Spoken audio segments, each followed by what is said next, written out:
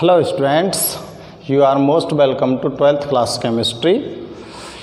Students, our chapter chemical kinetics chapter 4 is completed and we are studying about the numericals of this chapter.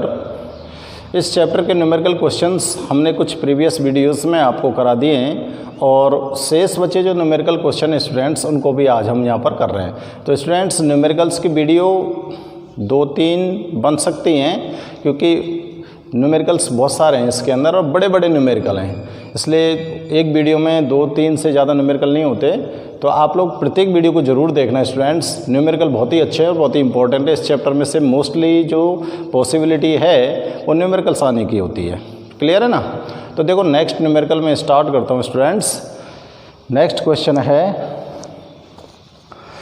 Question number 10 है the rate constant of reaction S2 + I2 = 2HI।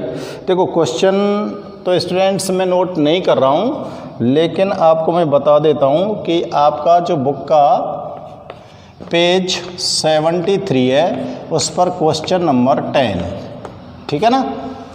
आप लोग ध्यान में रखना, page 73 पर question number 10 है और question number 10 है students the rate constant of reaction S2 + I2 = 2HI at 673 kelvin is 2.34 × 10⁻³ mole litre inverse second inverse. तो देखो मैं नोट कर देता हूँ यहाँ पर वी आर गिवन, आपको यहाँ पर क्या क्या दे रखा है, ठीक है ना? तो स्टूडेंट्स हमको यहाँ पर दे रखा है, देखो रिएक्शन है H2I2 = 2HI, क्लियर? और यहाँ पर 673 केल्विन टेम्परेचर पर जो रेट कांस्टेंट है, देखो एट 673 केल्विन टेम्परेचर पर रेट कांस्टेंट की वैल्यू है 2.34 × 10⁻³ mole litre inverse second inverse and it's value, और इसकी वैल्यू 773 केल्विन टेम्परेचर पर है के की 7.50 × 10⁻² मोल litre inverse second inverse. Calculate the activation energy of the reaction. आपको एक्टिवेशन एनर्जी को कैलकुलेट करना है इस रिएक्शन के लिए। तो देखो स्टूडेंट्स, जो यहाँ पर टेम्परेचर को आप गौर से देख लो, टेम्परेचर एक तो 673 केल्विन दे रखा है और एक 773 केल्विन दे रखा है। तो स्टूडेंट्स जो ज़्यादा टेम्परेचर है ना इसको अगर हम T1 मान लें तो ज़्यादा वाले टेम्परेचर को क्या मानोगे आप? T2। तो ये तो T1 टेम्परेचर पर रेट कांस्टेंट इतना है, T2 टेम्परेचर पर रेट कांस्टेंट इतना है, ठीक है? तो एक्टिवेशन एनर्जी आपको डिटरमाइन करनी है। तो स्टूडेंट्स इसको मैं K1 मान लूँ और इसको क्या मान लूँ? K2। क्लियर है ना? और ये क्या हो गया? T1 टेम्परेचर और ये क्या हो गया? T2 temperature. और अब हमको एक्टिवेशन एनर्जी को डिटरमाइन करना है। एक्टिवेशन एनर्जी डिटरमाइन करने के लिए हमको क्या करना पड़ेगा? आप लोगों को ध्यान हो आर्हेनियस इक्वेशन, और आर्हेनियस इक्वेशन के अकॉर्डिंग आपने इंटरवल निकाला था ना? तो आर्हेनियस इंटरवल जो इक्वेशन थी उस फॉर्मूला का यूज़ हम यहाँ पर करेंगे। सबसे पहली बात होती है कि क्वेश्चन में आपको क्या क्या गिवन है, क्लियर? और गिवन के बाद हमको ये पता लगाना है कि हमें डिटरमाइन क्या करना है। तो यहाँ पर आपको डिटरमाइन करनी है एक्टिवेशन एनर्जी। एक्टिवेशन एनर्जी को डिटरमाइन करने के लिए आपको कौन सा वाला फॉर्मूला यूज़ करना है? हमको यूज़ करना है आर्हेनियस इक्वेशन का जो इंटरवल इक्वेशन है वो वाला, ठीक है ना? तो स्टार्ट करते हैं फ्रॉम आर्हेनियस इंटरवल इक्वेशन। अब आर्हेनियस का जो इंटरवल इक्वेशन था वो क्या था? log K2/K1, यही तो था, equal to EA upon 2.303 R 1 minus T1 minus T2। यही तो इक्वेशन था इंटरवल का, ठीक है ना। अब देखो स्टूडेंट्स, आपको इसमें वैल्यूज़ को पुट करना है, ठीक है ना। तो इस वाले इक्वेशन में वैल्यूज़ को पुट करिए। अब log K2 की वैल्यू क्या मान ली हमने, ये रही। तो देखो log K2 7.50 10 power minus 2 divided by 2.34 10 power minus 3 EA into आ जाएगा ना, नहीं equal to EA upon 2.303 R की वैल्यू का आपको पता होगा 8.314, गैस कांस्टेंट है ना R। चलो बाद में रख लेंगे, इसको R ही रहने दो। 1 अपॉन T1 कितना है 673 माइनस 1 अपॉन 773, ठीक है ना। ये वैल्यूज़ हमने इसमें पुट कर दी हैं। अब इसको सॉल्व करते हैं। देखो स्टूडेंट्स, पहले इस वाले पोर्शन को सॉल्व कर लेते हैं। इस वाले पोर्शन को सॉल्व करते, देखो पॉइंट से पॉइंट हटा दो। ऊपर -2 है, नीचे -3 है। ये -3 जब ऊपर जाएगा तो प्लस का हो जाएगा, और ऊपर का -2 नीचे आएगा तो प्लस का हो जाएगा। तो इसका मतलब इन दोनों को सॉल्व करेंगे तो ऊपर एक 0 रिमेन्स होगी, तो क्या बचेगा आपके पास log 750 इंटू 10 अपॉन 234, ये तो रिमेन्स होगा, ये तो बचेगा ना। और equal to EA upon 2.303 R। इसको भी सॉल्व कर देता हूँ मैं।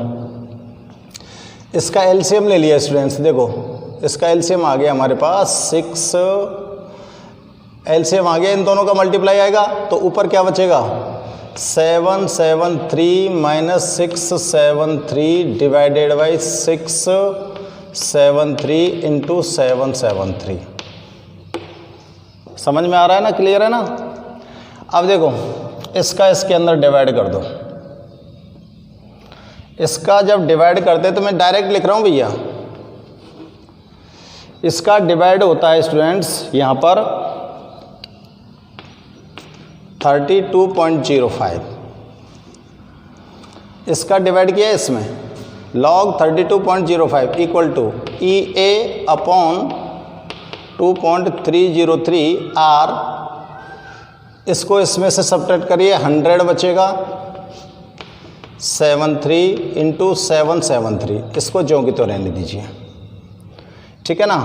अब इस वाले पोर्शन को यहीं छोड़ दो और log 32.5 को सॉल्व करिए आप। 32.5 यानी कि इसको अप्रॉक्सीमेटली 32 मान लें log को। 0.05 को थोड़ी देर के लिए छोड़ दो आप, क्योंकि बहुत लॉन्ग कैलकुलेशन हो जाएगी, तो थोड़ा सा अप्रॉक्सीमेट में चलते हैं, ठीक है ना।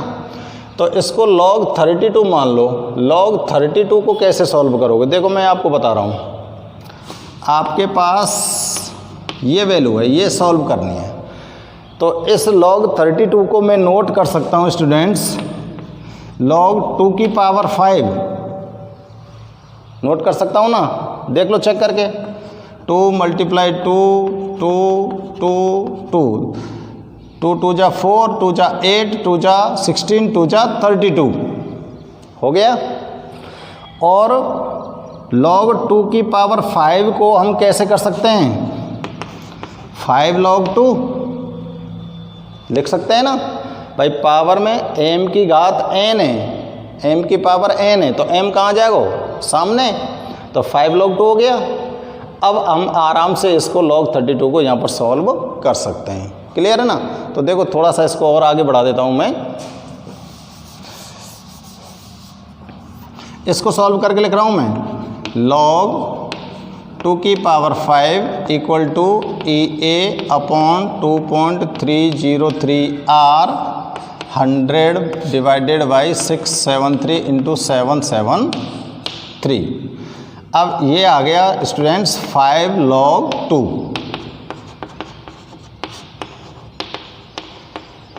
ठीक है,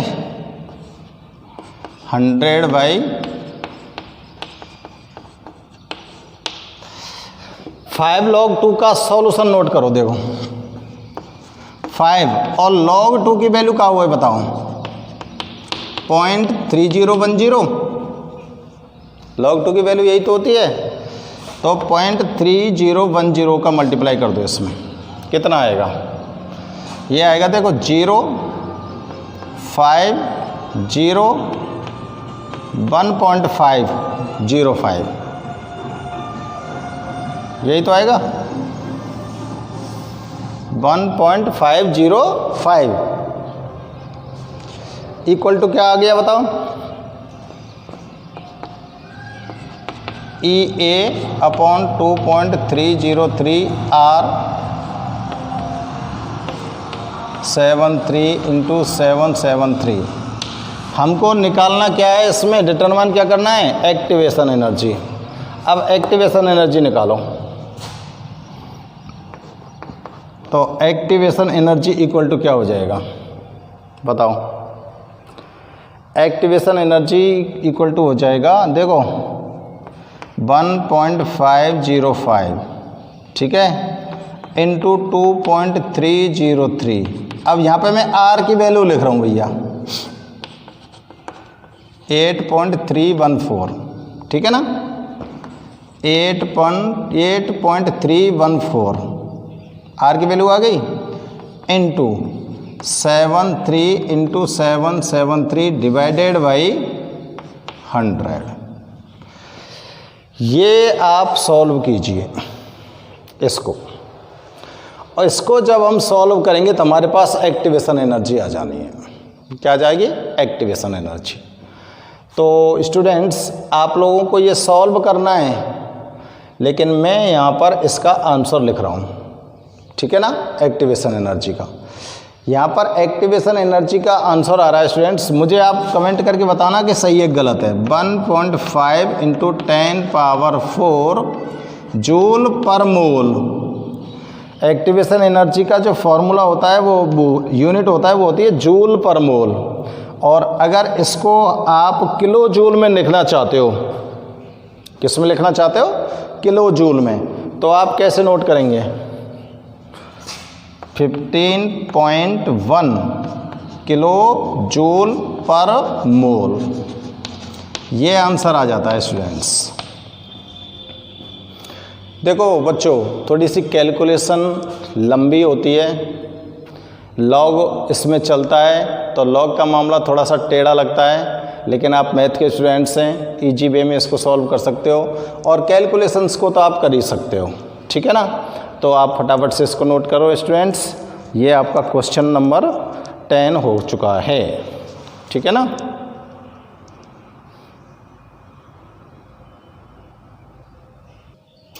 नेक्स्ट क्वेश्चन चेक करते हैं बेटा। देखो इसी पेज नंबर पर क्वेश्चन नंबर 9 है। The decomposition of ethyl iodide at 600 kelvin temperature takes place by following reaction whose rate constant is 1.6010⁻⁻5 second inverse. The activation energy of reaction is 209 kilojoule per mole. Calculate the rate constant of this reaction at 700 Kelvin temperature पर। तो देखो ethyl iodide का decomposition हो रहा है। Ethyl iodide के decomposition में rate constant यहाँ पर गिवन है प्राइमरी टेम्परेचर पर 600 केल्विन टेम्परेचर पर, और यही रेट कांस्टेंट आपको डिटरमाइन करना है 700 केल्विन टेम्परेचर पर। एक्टिवेशन एनर्जी आपको गिवन है। तो क्वेश्चन में नोट नहीं कर रहा हूँ, और मैं आपको इसको सॉल्यूशन करते हैं। देखो क्वेश्चन नंबर 9 है ये, क्वेश्चन नंबर 9 वही पेज नंबर 73 पर, ठीक है ना। आप लोग अपनी बुक से पेज नंबर 73 चेक कर लेना, क्वेश्चन नंबर 9, वहाँ से आप क्वेश्चन नोट कर सकते हो, और इसका सॉल्यूशन हम चेक करते हैं। सॉल्यूशन आप लोग देखेंगे ध्यान से, ठीक है ना। तो स्टूडेंट्स देखो, हमको यहाँ पर गिवन है, वी आर गिवन बड़े ध्यान से चेक करना है, बहुत ही इंपॉर्टेंट क्वेश्चन है, ऐसे ही क्वेश्चन आपसे पूछे जाते हैं, ठीक है ना। तो देखो यहाँ पर गिवन है स्टूडेंट्स, दो तो टेम्परेचर दे रखे हैं, एथिल आयोडाइड, रिएक्शन नोट कर देता हूँ सबसे पहले तो मैं, एथिल आयोडाइड का डिकम्पोजिशन करना है। एथिल आयोडाइड का डिकम्पोजिशन करते हैं तो आपको एथीन प्लस हाइड्रोजन आयोडाइड ये दोनों मिलती हैं। गैसियस स्टेट में होता है, ये भी गैसियस है और ये भी गैसियस स्टेट में होता है, ठीक है ना। तीनों के तीनों गैसियस स्टेट हैं। तो स्टूडेंट्स यहाँ पर हमको गिवन है, देखो मैं जो इक्वेशन में क्वेश्चन में दे रखा है वो नोट कर रहा हूँ मैं। T1 temperature 600 kelvin, T2 temperature 700 kelvin, ठीक है। और यहाँ पर रेट कांस्टेंट दे रखा है T1 टेम्परेचर पर, तो T1 टेम्परेचर का रेट कांस्टेंट है, तो इसका मतलब K1 का वैल्यू दे रखा है हमको। K1 की वैल्यू है 1.60 10⁻⁵ सेकेंड इनवर्स, ठीक है ना। और इस टेम्परेचर का हमको रेट कांस्टेंट डिटरमाइन करना है, यानी कि K2 की वैल्यू आपको निकालनी है। यहाँ पर आपको एक्टिवेशन एनर्जी भी गिवन है और वो है 209 किलो जूल पर मोल, ठीक है ना, या जूल में बदल दो, किलो जूल है तो ये कितनी हो जाएगी 209 10⁻³ जूल पर मोल, ठीक है ना। ये हमने जूल पर मोल में कन्वर्ट कर दी।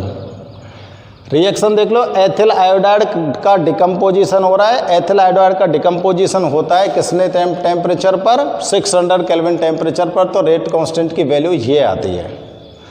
जब इसका डिकम्पोजिशन आप 700 केल्विन टेम्परेचर पर कराओगे तो इसका रेट कांस्टेंट आप डिटरमाइन करोगे। इस रिएक्शन के लिए आपको एक्टिवेशन एनर्जी गिवन है, ठीक है ना।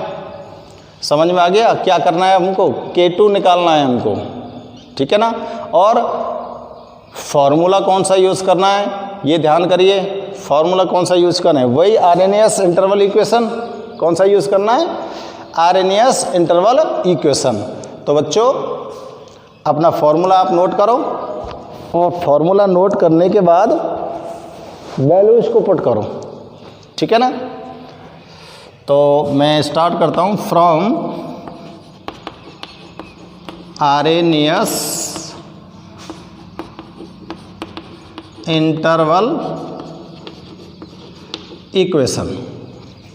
आरएनएस के इंटरवल इक्वेशन कैसे लिखेंगे, log K2 upon K1 equal to A upon 2.303 R into 1 upon T1 minus 1 upon T2। देखो इसको मैं ऐसे भी नोट कर सकता हूँ,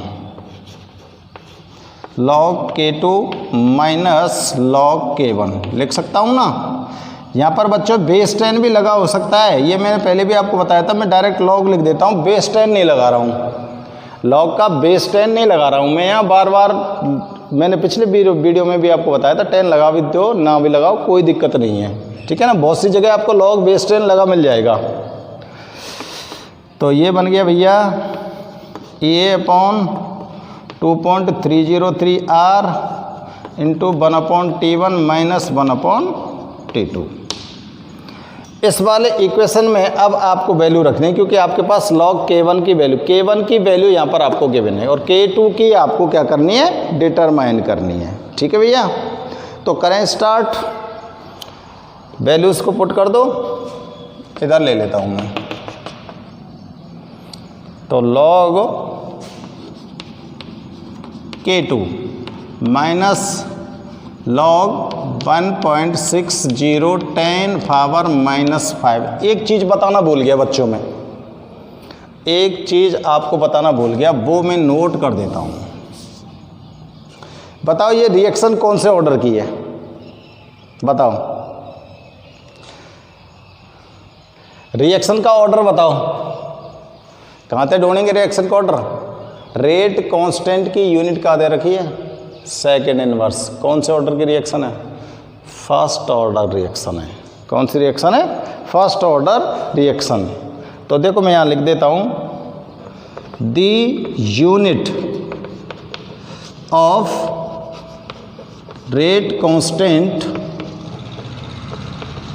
इज सेकेंड इनवर्स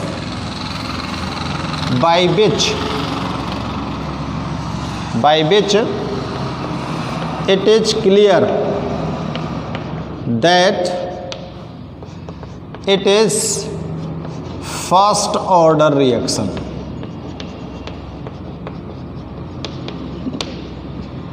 भाई सेकेंड इनवर्स रेट कांस्टेंट की यूनिट दे रखी, तो इससे पता लग गया हमको कि फर्स्ट ऑर्डर रिएक्शन है।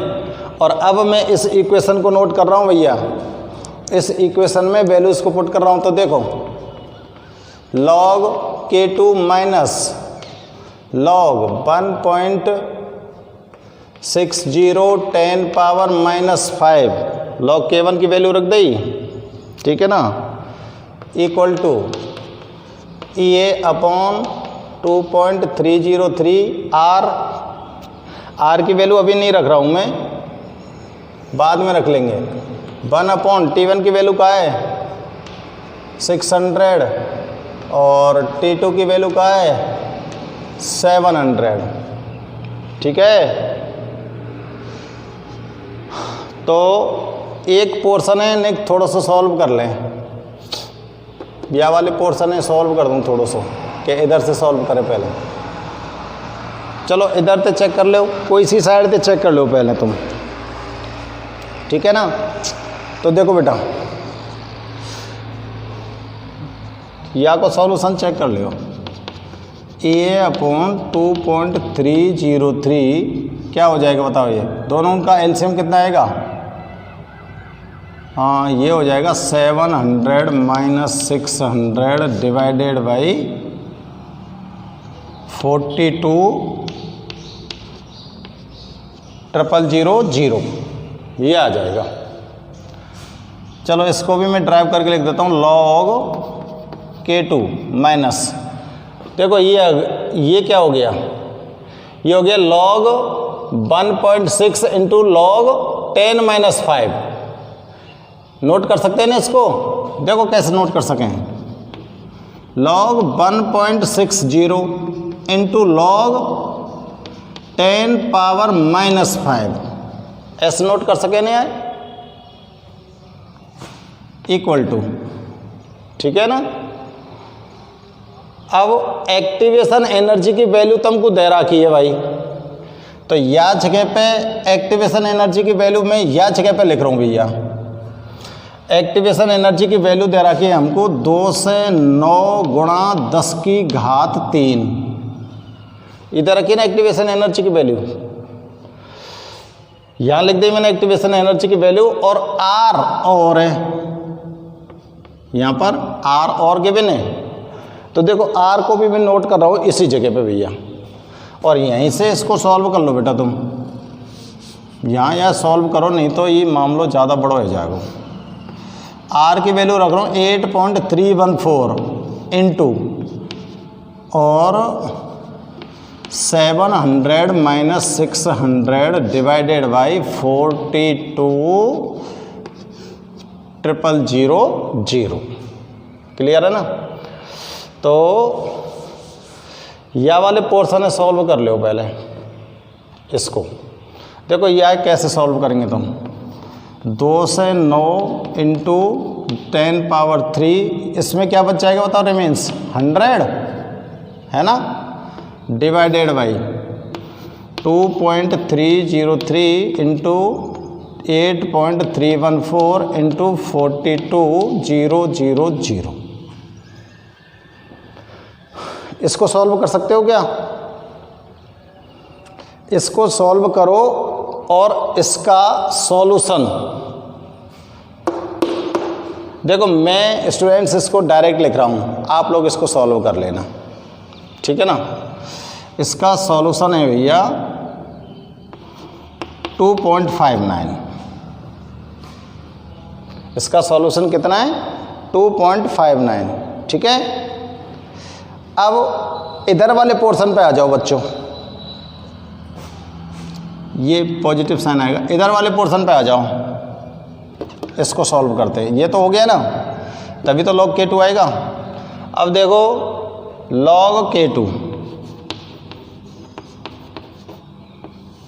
थोड़ा सा ध्यान से चेक करना। log K2 माइनस log 1.60, 1.60 की वैल्यू क्या रहेगी और 10 पावर माइनस 5 की वैल्यू क्या रहेगी। तो आप लोग चेक करो, देखो मैं आपको ध्यान दिलाता हूँ। log 1 की वैल्यू 0, log 2 की वैल्यू 0.3010, log 3 की वैल्यू 0.4790 और log 4 की वैल्यू इसका जस्ट डबल कर दो 0.6020। अगर यहाँ पे ध्यान दो, आपके पास वैल्यू क्या है log 1.60, तो log 1 की वैल्यू तो 0 है और log 2 की वैल्यू है 0.3010। तो और तुमने निकालनी है log 1.6 की वैल्यू। तो ना तो ई ए सके और ना ई ए सके, इन दोनों की बीच की वैल्यू ऐ सके, इन दोनों की मिडिल वैल्यू हो सकती है ना कोई। अगर ये मिडिल वैल्यू आप माने तो कितनी लोगे इसको भाई, कितनी वैल्यू लोगे? 30, 10 का 1.6 कितना हो सकता है? इसको आप ले लो स्टूडेंट्स, अप्रॉक्सीमेटली लेके चलें 0.20 मान सकते हैं। इन दोनों के बीच में log 1.6 की वैल्यू क्या मान सकते हैं हम? 0.20। ठीक है ना, ठीक है ना, 0.20 ले रहा हूँ। समझ में आ रही है ना कैसे ले रहा हूँ? log 1 की वैल्यू तो 0 है और log 2 की वैल्यू क्या है? 0.3010 और हमको लेनी है log 1.6 की। तो ना तो यह ले सके ना या इसको ले सकते हम, तो हमको इन दोनों की मिडिल वैल्यू चाहिए और मिडिल वैल्यू में 1.6 की तरफ भी हमको ध्यान में रखना है। तो मिडिल वैल्यू इसकी हम ले रहे हैं यहाँ पर 0.20। आप कम भी ले सकते हो, 0.20 से कम भी ले सकते हो, 0.18 ले लो, 0.19 ले लो, कोई दिक्कत ना है, अप्रॉक्सीमेटली ले लेंगे हम। तो log 1.6 की वैल्यू तो स्टूडेंट्स मैं यहाँ पे लिख रहा हूँ 0.20। क्लियर है ना, सबकी समझ आ गई? और देखो log 10 minus 5, log 10 power minus 5, इसको जब लिखेंगे हम तो क्या लिखेंगे? माइनस log 10 माइनस 5 log 10 लिखेंगे ना, और माइनस 5 log 10 की वैल्यू क्या होगी? देखो log 10 की वैल्यू पता ही है, आप लोगों को पता ही है क्या होती है? 1 होती है। तो इसकी क्या हो गई? -5 हो गई, हैगी कि ना हैगी? तो यहाँ क्या लिख दूंगा मैं? -5, यानी कि इसके इक्वल लिख रहा हूँ मैं स्टूडेंट्स, इसको इसके इक्वल लिख रहा हूँ log K2 माइनस 0.20 माइनस 0.5। ठीक है, इसको इरेज कर देता हूं।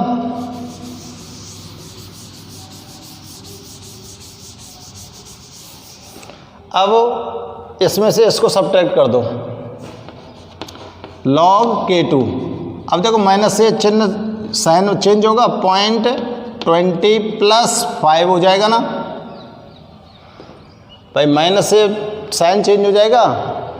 अब आप 5 में से 0.20 को सब्ट्रैक्ट कीजिए log K2, तो यहाँ पर प्लस के 4.80 बचेगा, इक्वल टू क्या हो गया? 259। हाँ, तो अब आप log K2 की वैल्यू निकाल लो, पक्ष ट्रांसपोजिशन कर दो। क्या कर सकते हो? ट्रांसपोजिशन कर दो। log K2 equal to 2.59 minus 4.80, क्या बचा बताओ? सब्ट्रैक्ट करो भाई, इधर तो 2 बच गया, 2 पॉइंट, और ये कितना बच गया? 21, 2.21 बच गया। अरे 2.21 ही तो बचा है इसमें। 2.20, चलो 220 लगा दो माइनस का, अप्रॉक्सीमेटली, कोई दिक्कत नहीं है। तो log K2 की वैल्यू कहाँ आ गई भाई साहब तुम्हारे पास? log K2 की वैल्यू आ गई -2.20। आप लोग अपने आंसर को इस जगह पर छोड़ सकते हो। आप लोग अपना आंसर इस क्वेश्चन का इस जगह पर छोड़ सकते हो। और अगर आगे आए और सॉल्व करना चाहें, भाई log को बिल्कुल सॉल्व करना चाहें और K2 की वैल्यू निकालना चाहें, तो इसको और आगे बढ़ाओ। क्या करेंगे? और आगे बढ़ाओ। चलो मैं इसको बढ़ा ही रहा हूँ आगे, आपको K की वैल्यू निकाल ही देता हूँ, ठीक है ना। अब यहाँ पर स्टूडेंट्स आप लोग एक चीज़ का ध्यान करो, log K2 की वैल्यू है ये, तो इसको मैं कैसे नोट कर सकता हूँ? K2 इक्वल टू, इसको मैं लिख सकता हूँ 10 पावर -2.20, लिख सकता हूँ ना? अरे लिख सकते कि नहीं लिख सकते? ढंग से चेक कर लो। देखो आप लोगों ने लिखा log 2 की वैल्यू कितनी होती है? 3010, यही तो होती है ना log 2 की वैल्यू। इस log 2 की वैल्यू को आप 3010 लिख सकते हो, लिख सकते हो ना। तो log K2 की वैल्यू -2.20 है, तो 0.310 इक्वल टू 2 नहीं लिख सकते आप? लिख सकते हैं ना। 0.4790 इक्वल टू 3 लिख सकते हैं ना। log 3 की वैल्यू तो थी भाई, log, ये वैल्यू log की आ गई, ये तो log की वैल्यू आ गई ना। और ये कौन से log की वैल्यू है? 3 की, लिख सकते हैं ना। तो ऐसे ही हमने यहाँ पे नोट कर दिया, log K2 को -2.20 तो है, इसको K2 इक्वल टू 10 की पावर -2.20 इसको। अब देखो इसको आगे सॉल्व करो, थोड़ा सा टिपिकल है मामला, आप लोग बड़े ध्यान से चेक करेंगे। अब देखो स्टूडेंट्स, इसको मैं क्या करता हूँ, K2 equal to 10 power -3 into 10 power 0.8, इसको खोल के लिख रहा हूँ मैं। कैसे खोल के लिख रहा हूँ? बेस दोनों के कैसे हैं? इक्वल हैं। अगर बेस दोनों के इक्वल हैं तो पावर जो इनके ऊपर लगी हुई हैं वो क्या हो जाएंगी? ऐड हो जाएंगी। और दोनों पावरों को ऐड करके देखो आपको यहाँ पर क्या वैल्यू आती है। -3 में से +0.80 सब्ट्रैक्ट कर दो, क्या आएगा? यही तो आएगा। इसको ओपन करके मैंने ड्राइव करके लिख दिया यहाँ पर इस तरह से, ठीक है, ड्राइव करके नोट कर दिया है ना। अब स्टूडेंट्स 10 पावर -3 और 10 पावर 0.80, अब इसको आगे ड्राइव करो। इसको जब आगे ड्राइव करते हैं तो ये क्या आ जाएगा? ये log 3 की वैल्यू आ गई ना। किसकी वैल्यू आ गई? log 3 की। और ये 0.80 की आ गई, 0.80 की आ गई भाई। log 3 और 0.80 दोनों की वैल्यू यहाँ पर आ चुकी हैं। अब इन दोनों वैल्यू से हम K2 की वैल्यू निकाल रहे हैं। एक बार चेक करके देखते हैं हम। तो देखो इधर नोट कर रहा हूँ मैं, K2 equal to 10 power -3 10 power 0.80, ठीक है ना। थोड़ा सा ध्यान करो, अभी मैंने आपको बताया था, देखो log 2 के लिए लिख दिया था मैंने वैल्यू, 3 के लिए लिख दिया था, 4 के लिए लिख दिया था। अब मैं देखो आपको लिखता हूँ log 5 की वैल्यू। log 5 की वैल्यू क्या होती है स्टूडेंट्स? log 5 इक्वल टू होता है 6990, 6990, log 6 की वैल्यू क्या होगी? log 6 की जो वैल्यू है उसको निकालने के लिए आप क्या कर सकते हो? 3 की पावर 2 कर दो, नहीं सॉरी 2 की पावर 3 कर दो। 2 मल्टीप्लाई 3 करो तो log 2 प्लस log 3 दोनों जुड़ जाएंगी और दोनों ने जोड़ के यानी कि log 2 की वैल्यू आते स्टार्टिंग और log 3 की होते, दोनों वैल्यू ने जोड़ो आपस में तो log 6 की आ जाएगी। तो log 6 की वैल्यू आ जाएगी और log 6 की वैल्यू के बाद आप log 7 की वैल्यू निकालो। log 6 की वैल्यू आएगी स्टूडेंट्स यहाँ पर 7780 और log 7 की वैल्यू और निकालो। log 7 की वैल्यू आपको लर्न करनी पड़ेगी, ये होती है 0.8485। तो देखो ये वाली वैल्यूज मैं क्यों लिख रहा हूँ, हमको यहाँ पर स्टूडेंट्स लेना है log 0.80 लेना है, 0.80 की वैल्यू लेनी है। 0.80 की वैल्यू कहाँ आएगी बताओ? log 6 में आ रही है या log 7 में आ रही है? बोलो 0.80 की वैल्यू देखो 0.77 है यहाँ पर, तो यहाँ 0.80 नहीं है ना, तो log 6 की वैल्यू है और log 7 में 0.84 है। तो 0.80 जो है इन दोनों के मिडिल में आवेगी ना, 0.80 इन दोनों के मिडिल में आवेगी। तो इसको हम 6 भाई 10 लगा हुआ है ये तो log है ही, इसको हम क्या ले सकते हैं 6 पॉइंट समथिंग 6.5 कर दूं, ये समझ में आ रही है ना? 6.5 करूं, देखो मैं K2 इक्वल टू इसकी वैल्यू क्या ले ली हमने 6.5 इंटू 10 पावर -3, इसको जो कि तो छोड़ दो। और ये वैल्यू स्टूडेंट्स कैसी है? अप्रॉक्सीमेटली, मैं पहले बोल चुका था आपको अप्रॉक्सीमेटली लेके चल रहे हैं।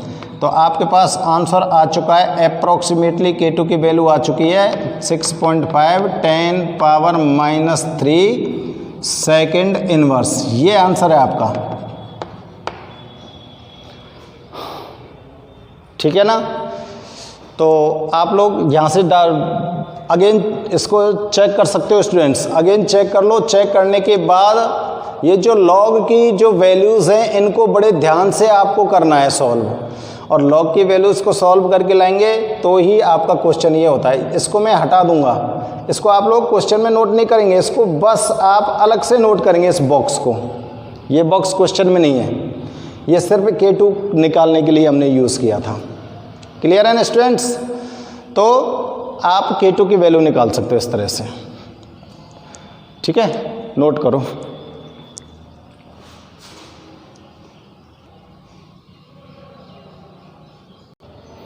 देखो स्टूडेंट्स नेक्स्ट क्वेश्चन है, नोट कर रहा हूं मैं। 60 minutes are required to dissociate, 60 minutes are required to dissociate SO2Cl2 in half amount from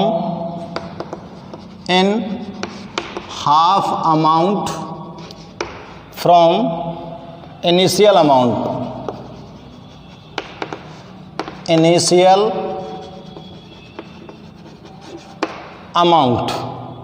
if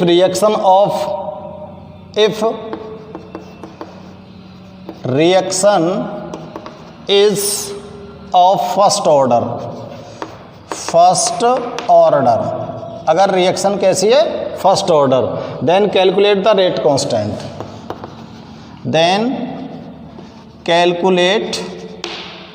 the rate constant.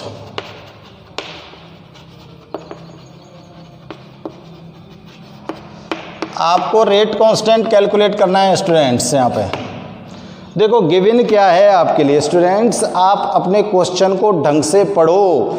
Question को ढंग से पढ़ने के बाद उसमें ये आप समझने की कोशिश कीजिए कि ये हमसे क्या डिटरमाइन करवाएगा। तो देखो 60 मिनट्स टाइम दे रखा है और 60 मिनट्स टाइम रिक्वायर्ड है SO2Cl2 को हाफ अमाउंट में डिसोसिएट करने के लिए फ्रॉम देयर इनिशियल अमाउंट से, ठीक है ना। और ये रिएक्शन कैसी है, फर्स्ट ऑर्डर रिएक्शन। तो फर्स्ट ऑर्डर रिएक्शन में आपको हाफ टाइम दे रखा है और रेट कांस्टेंट डिटरमाइन करवा रहा है। तो ध्यान करो कौन सा फॉर्मूला लगेगा, हाफ लाइफ वाला फॉर्मूला लगेगा। तो देखो students, in initial condition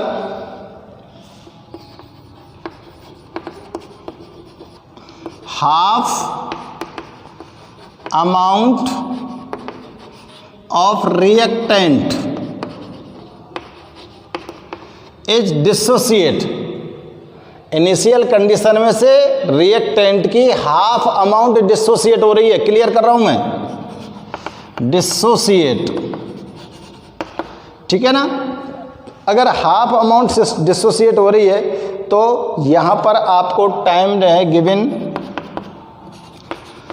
60 minutes. कितना टाइम दे रखा है आपको, 16 मिनट्स।